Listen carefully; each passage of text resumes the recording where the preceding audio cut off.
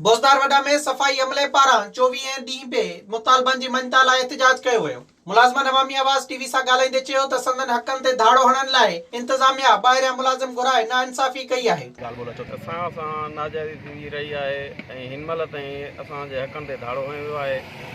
ॿाहिरियां मुलाज़िम आंदा विया आहिनि जेके हिते कमु था कनि। असांजो पुरमन एहतिजाज आहे, एहतिजाज रहंदो जेसिताईं असांखे हक़ न मिलंदो तेसिताईं असां पंहिंजो एहतिजाज। हुननि चयो त ॿाहिरियनि मुलाज़िमनि खे 5 लख एवज़ ठीको ॾेई शहर जी सफ़ाई कराई पई वञे। जेसिताईं संदन मुतालबा न मञिया वेंदा संदन एहतिजाज जारी रहंदो। होॾां शहरियुनि जो चवणु आहे त सफ़ाई अमले जी हड़ताल सबबि गंदगी वधी वई आहे, जॾहिं त ॿाहिरां घुरायल अमलो बेकम न पियो करे। नालियुनि जो हाल इहो आहे, करे करे बीठा आहिनि पर सफ़ाई कान्हे थी। असांजो मुतालबो आहे सर्विस सोसाइटी बोज़दार वॾा जो त उन्हनि जा मुतालबा फिलफोर मञिया वञनि ऐं उन्हनि खे जेको आहे सो पंहिंजा डिफरेंस ऐं पघारूं जी कटौती उहा फौरी अदा कई वञे त जीअं शहर में बीमारियुनि जो मसइलो हल थी वञे, बीमारियूं ख़तमु थी वञनि। शहरियुनि मुतालबो कयो त सफ़ाई अमले जा मुतालबा पूरा करे गंदगीअ जो ख़ात्मो आंदो वञे। विज़िट कयो अवामी आवाज़ मीडिया ग्रुप जी वेबसाइट awamiawaz.pk।